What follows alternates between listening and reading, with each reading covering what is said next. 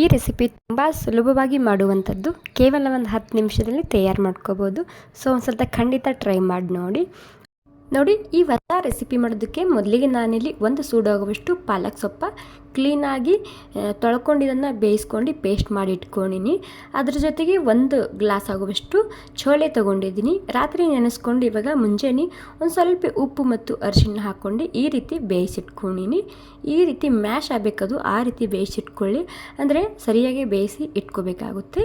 ಇಲ್ಲಿ 2 ಗ್ಲಾಸ್ ಆಗುವಷ್ಟು ಅಕ್ಕಿನ ನಾನು ಒಂದು 10ರಿಂದ 15 ನಿಮಿಷ ನೆನೆಸ್ಕೊಂಡು ತೊಗೊತಿದ್ದೀನಿ. 2 ಗ್ಲಾಸ್ ಅಕ್ಕಿ ಮತ್ತು 1 ಗ್ಲಾಸ್ ಆಗುವಷ್ಟು ಚೋಲೆ ತೊಗೊಂಡಿದ್ದೀನಿ. ಇವಾಗ ಮೊದಲಿಗೆ ನಾನಿಲ್ಲಿ ಒಂದು ದೊಡ್ಡ ಪಾತ್ರೆ ಇಟ್ಕೊಂಡಿನಿ. ಈ ರೀತಿ ಬಿಳಿ ಪಾತ್ರೆ ಇಟ್ಕೊಂಡಿನಿ. ಇದೇ ರೀತಿ ಇಟ್ಕೊಳ್ಳಿ, ಯಾಕಂದರೆ ಅದು ಸ್ಟೀಮ್ ಮಾಡುವಾಗ ಹೊತ್ತುತ್ತೆ. ಹೀಗಾಗಿ ಬಿಳಿ ಪಾತ್ರೆನೇ ಇಟ್ಕೊಳ್ಳಿ. ಒಂದು ಸ್ವಲ್ಪ ಎಣ್ಣೆ ಹಾಕ್ಕೊಂಡು ಅದರಲ್ಲಿ ಸಾಸಿವೆ ಮತ್ತು ಸ್ವಲ್ಪ ಜೀರಿಗೆ ಹಾಕ್ಕೊಂಡಿನಿ. ಇವಾಗ ಒಂದು ಸ್ವಲ್ಪ ನಾನಿಲ್ಲಿ ಮಸಾಲ ಹಾಕ್ಕೊತಿದ್ದೀನಿ. ಸ್ವಲ್ಪ ಒಂದು 2 ಇಲೈಚಿ, 2 ಲವಂಗ ಮತ್ತು ಒಂದು ಸ್ವಲ್ಪ ದಾಲ್ಚಿನ್ನಿ ಮತ್ತು ಒಂದು ಪಲಾವ್ ಎಲೆ ತೊಗೊಂಡಿದ್ದೀನಿ. ಜಾಸ್ತಿ ಹಾಕ್ಕೋಬಾರ್ದು, ಸ್ವಲ್ಪನೇ ಹಾಕ್ಕೊಳ್ಳಿ, ಟೇಸ್ಟ್ ತುಂಬಾ ಸರಿಯಾಗಿ ಬರುತ್ತೆ. ಅದ್ರ ಜೊತೆಗೆ ನಾನಿಲ್ಲಿ ಹಸಿ ಶುಂಠಿ ಮತ್ತು ಬೆಳ್ಳುಳ್ಳಿ ಕುಟ್ಟಿ ಹಾಕ್ಕೊತಿದ್ದೀನಿ. ಕುಟ್ಟಿ ಹಾಕಿ ಟೇಸ್ಟ್ ತುಂಬಾ ಸರಿಯಾಗಿ ಬರುತ್ತೆ ಇದ್ರದ್ದು. ಇವಾಗ ಈ ಹಸಿ ಶುಂಠಿ ಮತ್ತು ಬೆಳ್ಳುಳ್ಳಿ ನಾನು ಹಸಿ ವಾಸನೆ ಹೋಗೋ ತನಕ ಮೊದಲಿಗೆ ಹುರ್ಕೊಂಡು ತೊಗೊತಿದ್ದೀನಿ. ಹುರ್ಕೊಂಡಾದ್ಮೇಲೆ ನಾನಿಲ್ಲಿ ಸುಮಾರು ಒಂದು 4ರಿಂದ 5 ಈರುಳ್ಳಿ ಉದ್ದುದ್ದಾಗಿ ಕಟ್ ಮಾಡ್ಕೊಂಡು ಹಾಕ್ಕೊತಿದ್ದೀನಿ. ಈ ಈರುಳ್ಳಿ ಕೂಡ ಅಷ್ಟೇ, ನಾನಿಲ್ಲಿ ಲೈಟಾಗಿ ಕೆಂಪಾಗೋ ತನಕ ಮೊದಲಿಗೆ ಇದನ್ನು ಹುರ್ಕೊತಿದ್ದೀನಿ. ಓಕೆ ನೋಡಿ, ಲೈಟಾಗಿ ಈರುಳ್ಳಿ ಹುರ್ಕೊಂಡಾಗಿದೆ. ಇವಾಗ ನಿಮಗೆ ಬೇರೆ ಯಾವುದಾದ್ರೂ ತರಕಾರಿ ಹಾಕಬೇಕನ್ಸಿದ್ರೆ ನೀವು ಇಲ್ಲಿ ಹಾಕೋಬೋದು ಇದೇ ಸ್ಟೇಜ್ನಲ್ಲಿ. ಇವಾಗ ಈರುಳ್ಳಿ ಹುರ್ಕೊಂಡಾದ್ಮೇಲೆ ಇದರಲ್ಲಿ ನಾನಿವಾಗ ಸುಮಾರು ಖಾರಕ್ಕೆ ಎಷ್ಟು ಬೇಕಷ್ಟು ರೆಡ್ ಖಾರದ ಪುಡಿ ಹಾಕ್ಕೊತಿದ್ದೀನಿ. ನೀವು ಇಲ್ಲಿ ರುಚಿಗೆ ತಕ್ಕಷ್ಟು ಹೆಚ್ಚು ಕಮ್ಮಿ ಮಾಡ್ಕೋಬೋದು. ಮತ್ತು ಒಂದು ಸ್ವಲ್ಪನೇ ಗರಂ ಮಸಾಲ ಮತ್ತು ಧನಿಯಾ ಪೌಡರ್ ಹಾಕ್ಕೊತಿದ್ದೀನಿ. ಮತ್ತು ಒಂದು ಸ್ವಲ್ಪ ಅರಿಶಿಣ ಹಾಕ್ಕೊತಿದ್ದೀನಿ. ನೀವು ಇದರಲ್ಲಿ ಉಪ್ಪು ಖಾರ ಹೆಚ್ಚು ಕಮ್ಮಿ ಮಾಡ್ಕೋಬೋದು. ನಾನಿಲ್ಲಿ ರೆಡ್ ಖಾರದ ಪುಡಿ, ಗರಂ ಮಸಾಲ ಮತ್ತು ಧನಿಯಾ ಪೌಡರ ಮತ್ತು ಒಂದು ಸ್ವಲ್ಪ ಅರಿಶಿಣ ಕೂಡ ಹಾಕ್ಕೊಂಡಿನಿ. ಇವಾಗ ಮಸಾಲ ಎಣ್ಣೆಯಲ್ಲಿ ಹಾಕ್ಕೊಂಡಿದ್ದನ್ನು ಸ್ವಲ್ಪ ಮಿಕ್ಸ್ ಮಾಡ್ಕೊತಿದ್ದೀನಿ. ಕಲರ್ ತುಂಬಾ ಸರಿಯಾಗಿ ಬರುತ್ತೆ ಎಣ್ಣೆಯಲ್ಲಿ ಖಾರ ಹಾಕೋದ್ರಿಂದ. ಖಾರ ಹಾಕುವಾಗ ಗ್ಯಾಸ ಸ್ಲೋ ಇರಬೇಕಷ್ಟೇ. ನೋಡಿ, ಇವಾಗ ಸರಿಯಾಗಿ ಇದನ್ನು ನಾನು ಹುರ್ಕೊಂಡಾಗಿದೆ. ಇವಾಗ ಹುರ್ಕೊಂಡಾದ್ಮೇಲೆ ಇವಾಗ ಪಾಲಕ್ ಪೇಸ್ಟ್ ಹಾಕ್ಕೊತಿದ್ದೀನಿ. 1 ಸೂಡಾಗುವಷ್ಟು ಪಾಲಕ್ ಸೊಪ್ಪ ಕ್ಲೀನಾಗಿ ತೊಳ್ಕೊಂಡು ಬೇಯಿಸಿ ಪೇಸ್ಟ್ ಮಾಡಿ ಇಟ್ಕೊಂಡಿರುವಂತಹ ಪಾಲಕ್ ಸೊಪ್ಪದ ಸುಮಾರು 1 ಸೂಡಾಗುವಷ್ಟು ಪಾಲಕ್ ಸೊಪ್ಪ ಬೆಳೆಸಿದ್ದೀನಿ, ಅಥವಾ 1 ಕಪ್ ಆಗುವಷ್ಟು ಪಾಲಕ್ ಪೇಸ್ಟ್ನ ಇದಕ್ಕೆ ನಾನು ಹಾಕ್ಕೊಂಡಿನಿ. ಇವಾಗ ಎಣ್ಣೆಯಲ್ಲಿ ಹಾಕಿದ್ಮೇಲೆ ಒಂದು ಸ್ವಲ್ಪ ಇದನ್ನು ನಾನು ಮಿಕ್ಸ್ ಮಾಡ್ಕೊತಿದ್ದೀನಿ. ಜಾಸ್ತಿ ಹುರ್ಕೊಂಬದೇ ಅವಶ್ಯಕತೆ ಇರೋದಿಲ್ಲ, ಯಾಕಂದರೆ ನಾವು ಬೇಯಿಸ್ಕೊಂಡೇ ಪೇಸ್ಟ್ ಮಾಡ್ಕೊಂಡಿರ್ತೀವಲ್ಲ, ಹೀಗಾಗಿ. ಇವಾಗ ಇದರಲ್ಲಿ ನಾನು ಚೋಲೆ ಕೂಡ ಹಾಕ್ಕೊತಿದ್ದೀನಿ.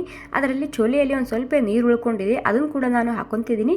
ಮುಂದೆ ನೀರು ಒಂದು ಸ್ವಲ್ಪ ಕಮ್ಮಿ ಹಾಕ್ಕೊತೀನಿ. ನಾನಿಲ್ಲಿ 1 ಗ್ಲಾಸ ಚೋಲೆನ ರಾತ್ರಿ ನೆನೆಸ್ಕೊಂಡು ಮುಂಜಾನೆ ಹಬೆಯಲ್ಲಿ ಇದಕ್ಕೆ ಒಂದು 3-4 ಸೀಟಿ ಹೊಡ್ಸ್ಕೊಂಡು ತೊಗೊಂಡಾಗಿದೆ.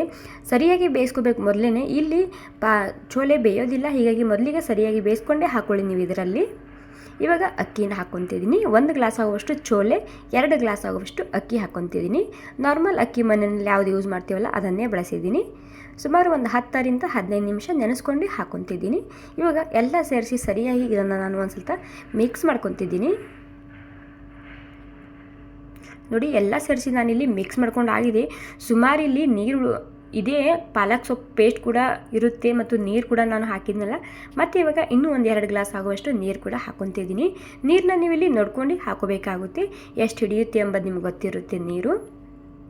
ಓಕೆ ನೋಡಿ, ಎಲ್ಲ ಸೇರಿಸಿ ನಾನು ನೀರು ಹಾಕ್ಕೊಂಡಾಗಿದೆ. ಇವಾಗ ಮೊದಲೇ ಹೇಳಿದ ಹಾಗೆ ನೀವು ಇಲ್ಲಿ ನೋಡ್ಕೊಂಡು ಹಾಕೋಬೇಕು, ಯಾಕಂದರೆ ನಾವು ಪಾಲಕ್ ಪೇಸ್ಟ್ ಕೂಡ ಹಾಕಿರ್ತೀವಿ ಮತ್ತು ಚೋಲೆ ಕೂಡ ಹಾಕಿರ್ತೀವಲ್ಲ, ಅದರಲ್ಲಿ ಕೂಡ ಒಂದು ಸ್ವಲ್ಪ ನೀರು ಉಳ್ಕೊಂಡಿತ್ತು, ಅದು ಕೂಡ ಹಾಕಿದ್ದೆ ನಾನು ಇದರಲ್ಲಿ. ಇವಾಗ ಎಲ್ಲ ಸೇರಿಸಿ ಮಿಕ್ಸ್ ಮಾಡ್ಕೊಂಡಾದ್ಮೇಲೆ ಇದಕ್ಕೆ ರುಚಿಗೆ ತಕ್ಕಷ್ಟು ಉಪ್ಪು ಹಾಕ್ಕೊತಿದ್ದೀನಿ. ಉಪ್ಪು ಹಾಕ್ಕೊಂಡು ಒಂದು ಸ್ವಲ್ಪ ಸರಿಯಾಗಿ ಮಿಕ್ಸ್ ಮಾಡ್ಕೊತಿದ್ದೀನಿ. ಇವಾಗ ಗ್ಯಾಸ ಮೀಡಿಯಮ್ ಮಾಡ್ಕೊಂಡಿದ್ದನ್ನು ನಾನು ಬೇಯಿಸ್ಕೊತಿದ್ದೀನಿ. ಸುಮಾರು ಒಂದು 3-4 ನಿಮಿಷ ಟೈಮ್ ಹಿಡಿಬೋದು ಇಲ್ಲಿ ನಿಮಗೆ. ನೋಡಿ, ಇವಾಗ ನೀರೆಲ್ಲ ಖಾಲಿಯಾಗಿದೆ. ಇವಾಗ ನೋಡ್ತಿರ್ಬೋದು, ಇವಾಗ ಮೀಡಿಯಮ್ ಗ್ಯಾಸ್ ಇದೆ. ನೀವಿಲ್ಲಿ ಬಿಳಿ ಪಾತ್ರೆನೇ ಬಳಸಿ, ಯಾಕಂದರೆ ಸ್ಟೀಲಿನ ಪಾತ್ರೆಯಲ್ಲಿ ಅನ್ನ ಹೊತ್ತುತ್ತೆ, ಹೀಗಾಗಿ ಬಿಳಿ ಪಾತ್ರೆಯಲ್ಲೇ ಮಾಡ್ಕೊಳ್ಳಿ, ತುಂಬಾ ಸರಿಯಾಗಿ ಬರುತ್ತೆ. ಅಥವಾ ನೀವು ಡೈರೆಕ್ಟಾಗಿ ಕುಕ್ಕರ್ದಲ್ಲಿ ಕೂಡ ಈ ರೆಸಿಪಿ ಮಾಡ್ಕೋಬೋದು. ಇವಾಗ ಎಲ್ಲ ಮಿಕ್ಸ್ ಮಾಡ್ಕೊಂಡಿದ್ದಕ್ಕೆ ಹಬೆಯಲ್ಲಿ ಸ್ಲೋ ಗ್ಯಾಸ್ನಲ್ಲಿ ಇದಕ್ಕೆ ಒಂದು 2-3 ನಿಮಿಷ ಆಗೋ ತನಕ ಹಾಗೇ ಮುಚ್ಚಿಟ್ಕೊತಿದ್ದೀನಿ. ಅಥವಾ ನೀವು ಇದಕ್ಕೆ ಸ್ಟೀಮ್ ಕೂಡ ಮಾಡ್ಕೋಬೋದು ಹಬೆಯಲ್ಲಿ. ಇವಾಗ ಒಂದು 3 ನಿಮಿಷ ಆಗೋ ತನಕ ಸ್ಲೋ ಗ್ಯಾಸ್ನಲ್ಲಿ ಮುಚ್ಚಿಟ್ಕೊತಿದ್ದೀನಿ. ನೋಡಿ, 3 ನಿಮಿಷ ಆಗೋ ತನಕ ನಾನು ಸ್ಲೋ ಗ್ಯಾಸ್ನಲ್ಲಿ ಮುಚ್ಚಿಟ್ಟಿದ್ದೆ. ಇವಾಗ ಒಂದು ಸ್ವಲ್ಪ ಚೆಕ್ ಮಾಡಿ ನೋಡ್ತಿದ್ದೀನಿ ಬೆಂದಿದೆ ಅಥವಾ ಇಲ್ಲ ಅನ್ನೋದು. ನೋಡಿ ಬೆಂದಿದೆ ಇವಾಗ ಇದು ರೈಸು ತುಂಬ ರುಚಿಯಾಗಿ ಬರುತ್ತೆ, झटपटನಲ್ಲಿ ಮಾಡ್ಕೋಬೋದು ಮತ್ತು ಹೊಸ ರೆಸಿಪಿ ಕೂಡ ಮತ್ತು ತುಂಬಾ ರುಚಿಯಾಗಿ ಬರುತ್ತೆ, ತುಂಬಾ ಆರೋಗ್ಯಕರವಾಗಿರುವಂತಹ ರೆಸಿಪಿ ಕೂಡ. ಒಂದು ಸ್ವಲ್ಪ ಟ್ರೈ ಮಾಡಿ ನೋಡಿ ಮತ್ತು ಒಂದು ಹೇಗೆ ಬಂತಂತ ಕಮೆಂಟ್ ಮಾಡಿ ತಿಳಿಸಿ. ಮತ್ತು ಈ ರೆಸಿಪಿ ನಿಮಗೆ ಸ್ವಲ್ಪನಾದರೂ ಇಷ್ಟ ಆಗಿದ್ರೆ ಒಂದು ಲೈಕ್ ಮಾಡೋದು ಮಾತ್ರ ಮರಿಬಾರ್ದು. ರಾಯ್ತಾ ಅಥವಾ ನಿಮಗೆ ಇಷ್ಟವಾದಂತಹ ಚಟ್ನಿ ಜೊತೆಗೆ ಇದನ್ನು ನೀವು ತಿನ್ಬೋದು. ಓಕೆ ಫ್ರೆಂಡ್ಸ್, ಈ ರೆಸಿಪಿ ಸ್ವಲ್ಪನಾದರೂ ಇಷ್ಟ ಆಗಿದ್ರೆ ಪ್ಲೀಸ್ ಒಂದು ಲೈಕ್ ಮಾಡಿ, ಹಾಗೆ ನಿಮ್ಮ ಅಭಿಪ್ರಾಯ ನನಗೆ ಕಾಮೆಂಟ್ ಮೂಲಕ ತಿಳಿಸಿ. ವಾವ್, ಸೂಪರಾಗಿ ಬಂದಿದೆ. ಥ್ಯಾಂಕ್ ಯು ಸೋ ಮಚ್ ಮತ್ತೊಮ್ಮೆ ಎಲ್ರಿಗೂ.